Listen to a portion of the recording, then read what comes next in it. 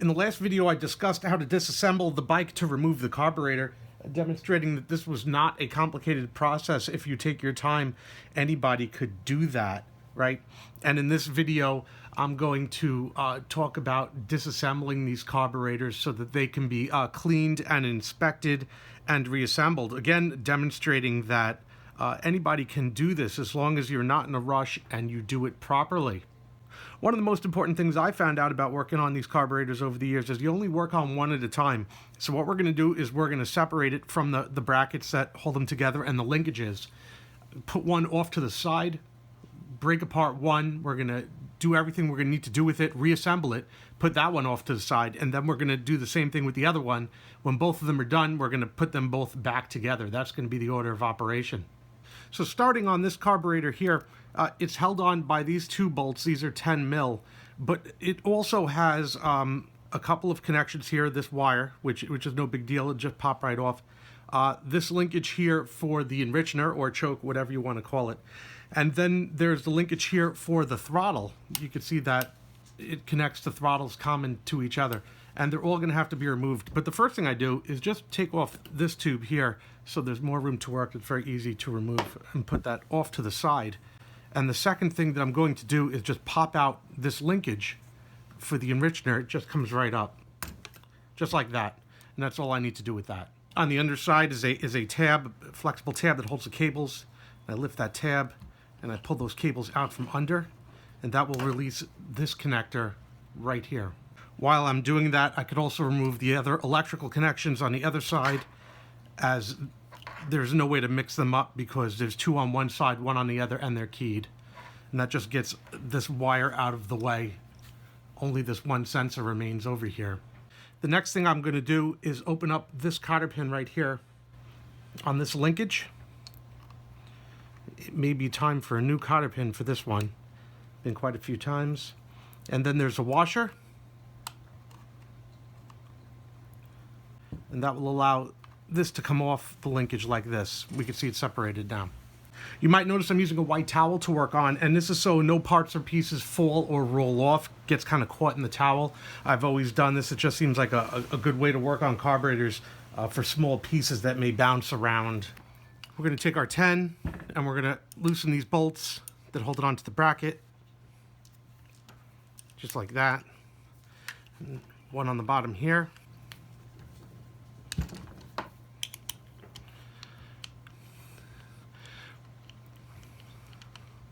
So worth noting at any time, if you haven't drained your carburetors, if it's still full of fuel, there are screws on the bottom of the bowl that you can open to let the gas out.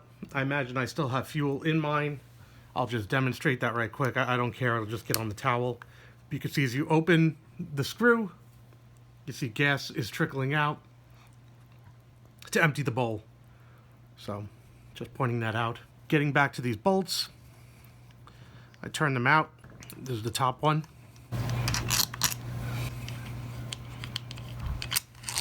And the bottom one, they're the same size. Hold the carb back on its side, and there are rubber connections that hold the carb in place in the bracket. The bracket's actually hollow. There's tubes that let air through it, and we can see as I peel it apart,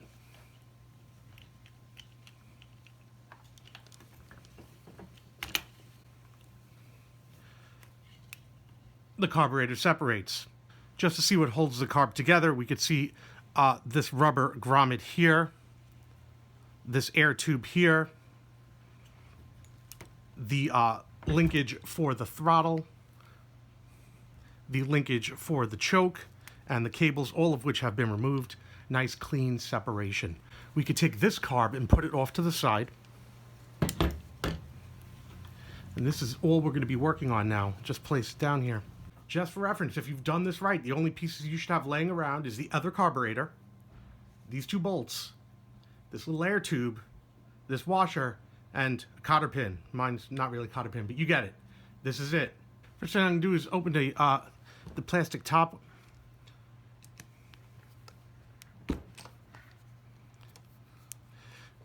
Using a fitted screwdriver, a lot of people go into these carbs and they replace these Phillips By the way, keep your finger on this because it is spring-loaded. They replace these Phillips with hex as they do this. It's not a terrible idea if you could get the right hex heads, because a lot of times these wear out and cause issues when they strip. But I move these out of the way, remove the cover. Sometimes the spring is on there, sometimes it's not, doesn't matter, it's detachable. I'll just place that out of the way. Very gently lift this up. Everything smells horrendous, by the way. Absolutely horrendous. And I'm going to flip this out like this so that this can be inspected. I'm going to place this off to the side as well. I'm going to put the 2 screws with this. I consider this to be one section of the carb. It's important to note that there's a small rubber O-ring here that it should not get lost. Next step will be the bowl. So I'll start loosening that 1 screw at a time.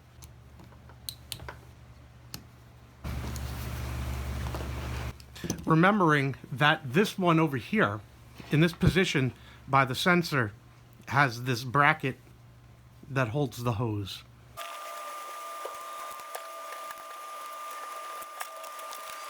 Now remove the bowl, light tap, just to loosen it. Comes right off. On the bottom, once that gets in there, there's really nothing you could do about it. The green on this jet does not inspire confidence. I could tell you that I'm looking through it. Like, maybe I get the camera, I could see through it. Like, you see my finger? Like, this one is clearly not plugged. The jet itself, we'll pull it out, we'll look at the whole orifice tube. But that's good. But obviously we could take everything out and clean it. I just wanted to make a note of that as I continue to break this down. And I'm going to use a fitted flat on that jet just to break the tension, just like that. And I'm not going to move it just yet. I want to get an 8 mil on there and break that tension. Now I'll remove the jet. You put that off to the side. We'll look at it in just a second. This one will come out.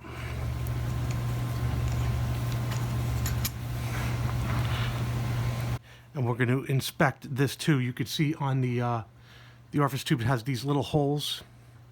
We're going to take a look at those. We'll remove the next one. Little twist, and it's loosened. I realize I can't be on camera and do this at the same time, but I will tell you that this one is plugged. I'm looking in the light, and this one's completely closed. Right, so I'll put that down. That's just fine. I'll move on to the next.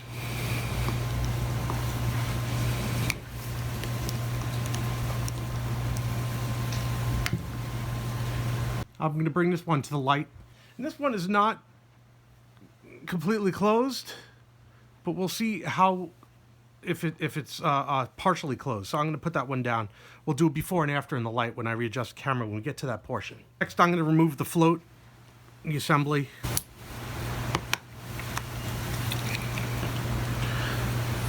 If I don't see a good flow when I clean through here, I may elect to remove that to clean the filter under there. Only if there's a problem will I do that. I generally don't unless I have to.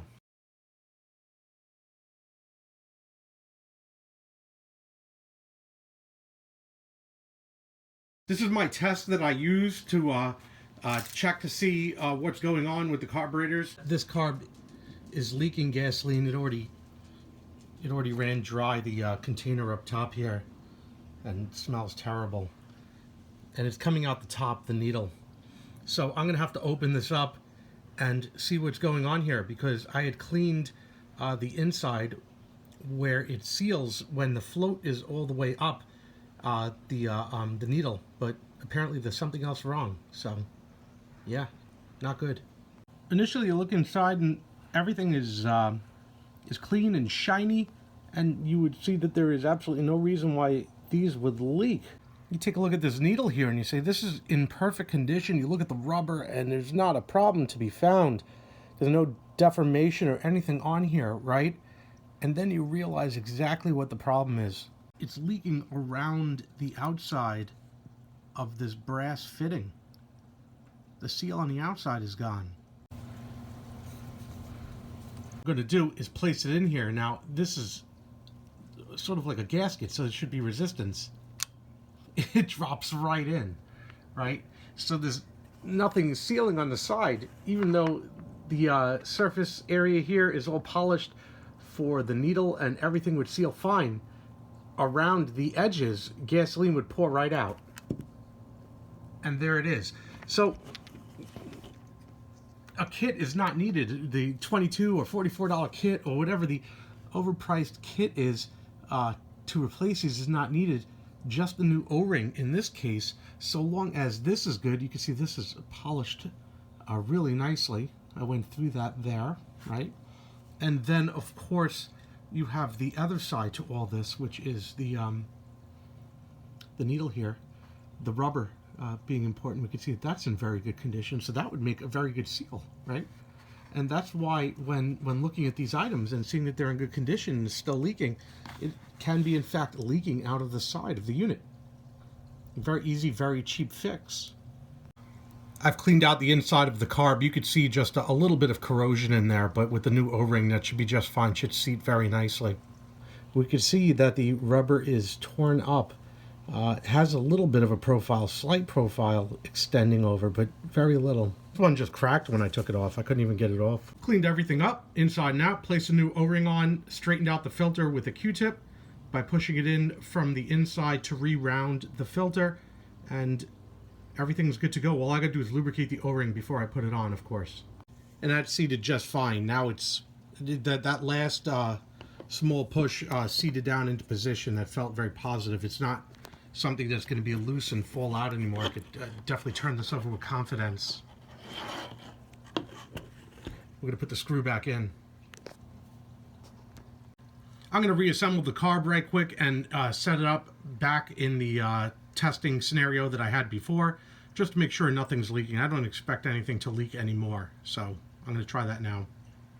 Everything's back together, and now we're just sitting here and we're waiting to see if the carbs start leaking or if they have stopped leaking now.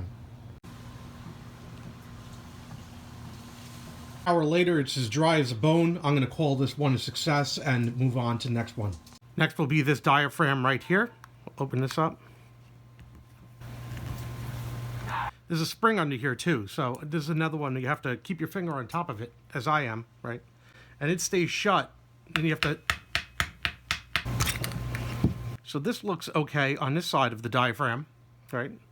No worries there. Now very gently remove the diaphragm. Yeah, that doesn't look too bad, right? We'll get some carburetor cleaner through there. That you see that ball with the spring in there. Get some carb cleaner through there and clean that up. For the next part, I'm going to make sure that I record the adjustment right here. Now, mind you, you may have one that has a recessed flathead screw as opposed to this adjustable one. And mine came with an aftermarket kit, but the process is still the same. And that's to take one of the flats of the screw and notch the carburetor so you know how many turns you're going to do to full seating. And full seating should be soft seating. The goal is not to deform the inside of this by twisting as tight as you can. So what I'm going to do now is, having marked both the screw and the carb, I'm now going to turn. That's one rotation. That's two rotations. Now I'm going to say that's right there, that's 2 1/4. We're going to say 2 1/4, right? So I'm going to annotate that on a piece of paper, 2 1/4. And now this is safe to pull out because I know how many turns out this screw is going to be when I put it back to get me in the ballpark. Note that there is a spring under the screw so it doesn't get lost. And along with that a rubber grommet. The enricher circuit could generally be removed by removing this screw, and this will remove this entire mechanism, and then it could be pulled out. Mine will have to be removed from an alternative means because mine was messed up last time. I didn't have success, so I have to do it a different way. I'll demonstrate how I do it if you have that problem as well. I would recommend if you do get the screw out, it would be replaced with a hex screw. What I do is this. So I loosen this screw on the post.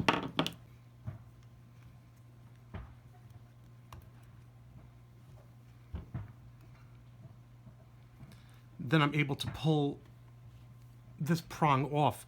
The spring does unwind when you do this, right? So keep that in mind. I realize this is unconventional, but like I said, this is how I have to do it because of this issue. There's no way to get a tool in there. But that's how I remove mine, and then I'll put it back on the same way. Get a pair of needle nose pliers to get on there and tighten it. You're only tightening it very little because it's plastic, right? It's not a tight fit. And then this will be retensioned and then the screw locked back on in that position, which I'll describe later.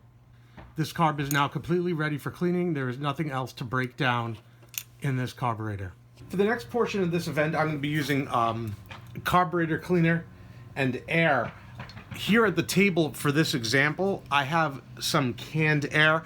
I generally don't use canned air. I'll be hooked up to my compressor using this. Aside from obvious areas to be cleaned that are dirty, areas that have channels in them, like this area here into this spring-loaded ball bearing, we can see a channel that goes down here through these holes where the jets were, and needles that you can spray up into here are all areas that should be sprayed. Also, this here where the fuel comes in, where the float is, right, comes around and out this pipe.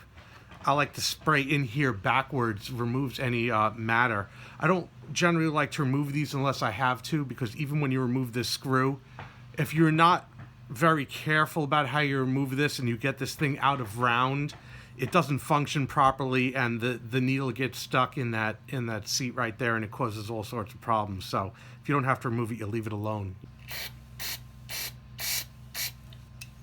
Don't forget this one here either. Be sure to hit this with some carburetor cleaner and get some air through it. It should pass through here and down here as well. If it's not, then it's plugged and it needs some more work. This one here also, when unblocked, you spray carburetor cleaner through, it should leak out through here. If not, that one needs to be unblocked as well. When opening up the throttle all the way, we can see there are 4 little tiny holes under here, 3 together further back and 1 forward. And you can spray some carb cleaner through here, through these ports right here and here, and it should show a nice pattern of spray through those holes to show you that they're not blocked.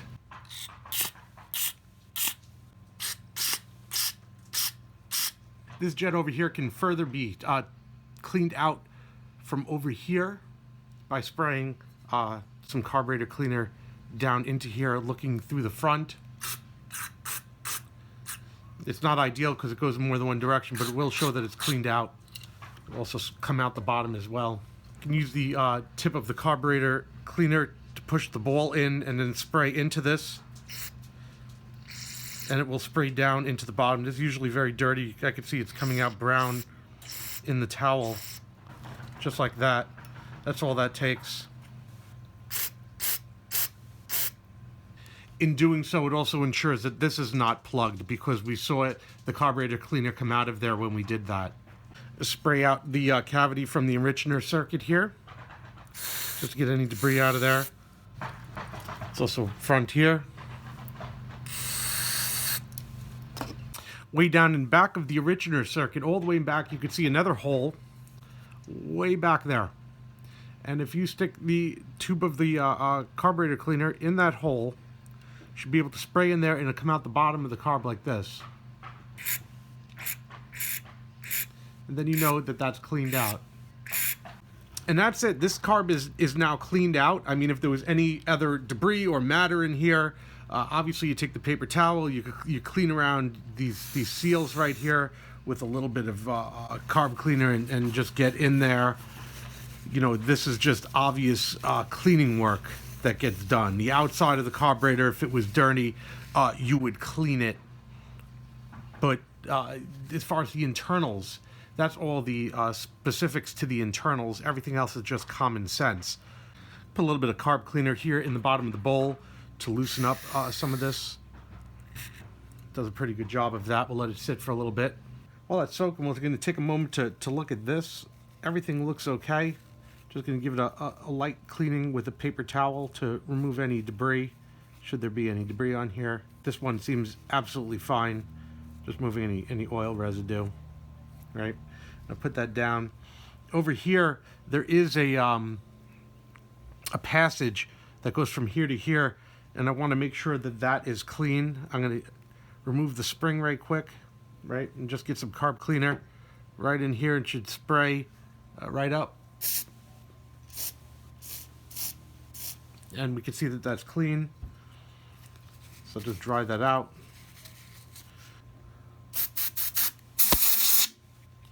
There we go. Put the spring right back on. And this portion is ready for assembly. So I'll place the this diaphragm back in. Right there. This will go on top of it. This sort of holds it in place once you get this on top of it. And then the two screws will mount over it. It's a little tricky, especially when you have a camera rolling right behind you. The notches will hold it in place. The notches go through and hold it in place. So once those notches are set, it's fine. Get that one screw in, it holds it. Before you tighten down both screws, you could take one last look and see that everything lines up, that those two raised pieces go through everything. You can see it pushes down and seats everything properly. Then you could tighten down these screws. And just tighten them down.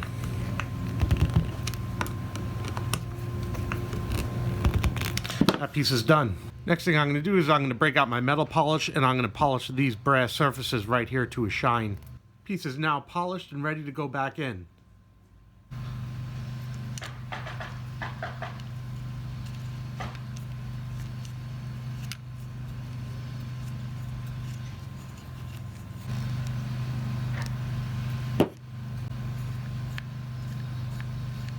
Obviously, these steps are not standard procedure. As I place this back on into position, I now have to get this piece into position as well by getting it under here and then sliding it up at the same time through there. So I will do that now, raising this shaft up a bit to give me some clearance and back down. Right, so that gets everything into position.